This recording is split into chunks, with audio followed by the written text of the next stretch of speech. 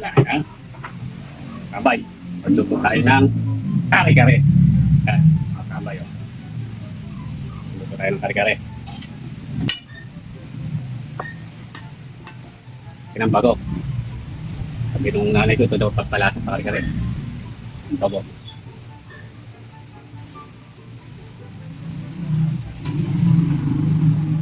Tama nga.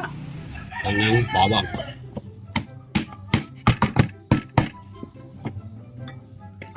Yes.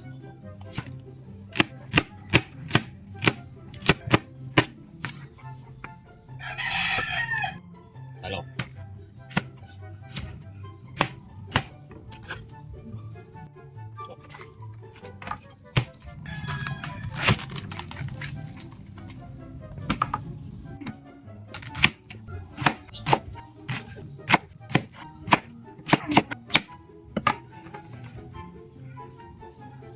Sitaw.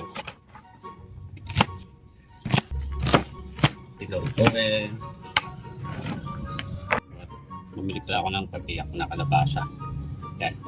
Paano na rin natin.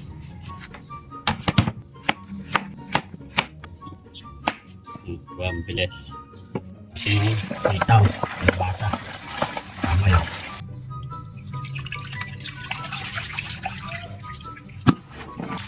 Tayo ng manok.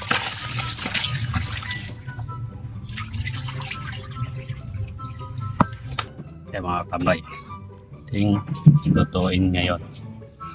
Talong pa dyan ang talong.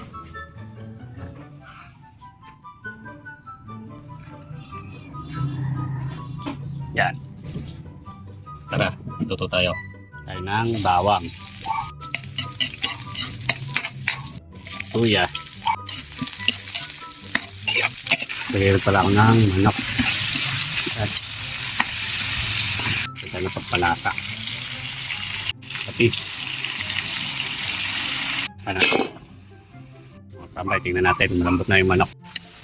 Mga tambay ng mga manok. Tika na yung manok. Tingnan natin sabawan. Tayo ng tubig. Galing ng riverside. Ang hintayin natin kumulo. Isa tayo ng bagong. Yan, sabay na yan. Chili, bawang. Natin yung bagong.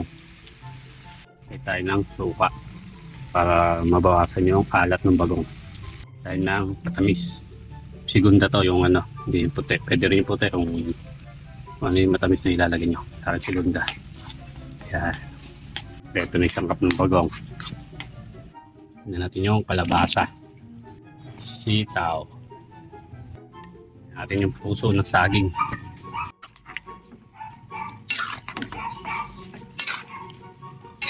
Pa natin. Kaya mga tambay, luto na yung bagong.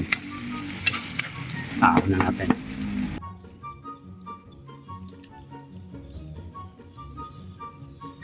Mga tambay, lagyan na natin yung talong. Tayo ng bechin.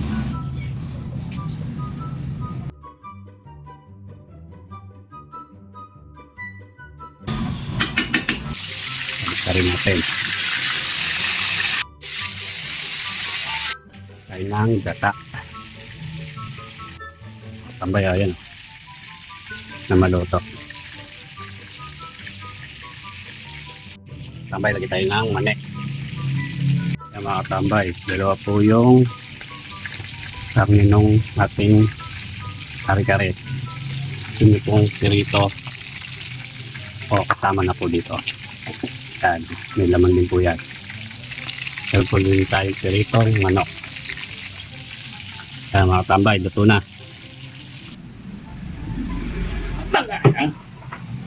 Tambay, magluto tayo ng kare-kare. Yan, mga tambay. Luto tayo ng kare-kare. Saka tayo nakapagpisa ng bagong. Yan. Pirito rin ako ng saging. Pero hindi ko na yun. Ang mga tambay. Banga na. At ito. Meron siyang piritong manok na kaiwalay. Tapos meron din siya nakasama dito. Sa kare-kare. Ay na ako katambay.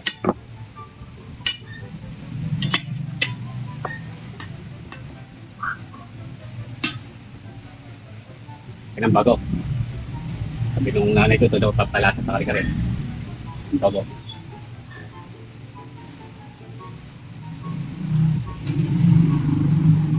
Tama nga. Pag nga nagpapalasa.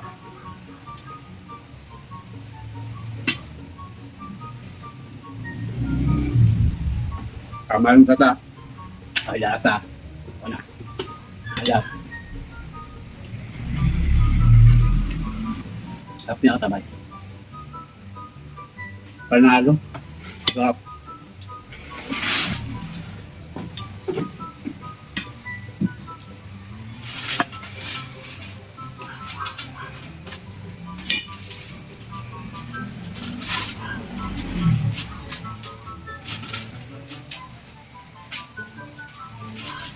Solid. Solid yan mga katabay.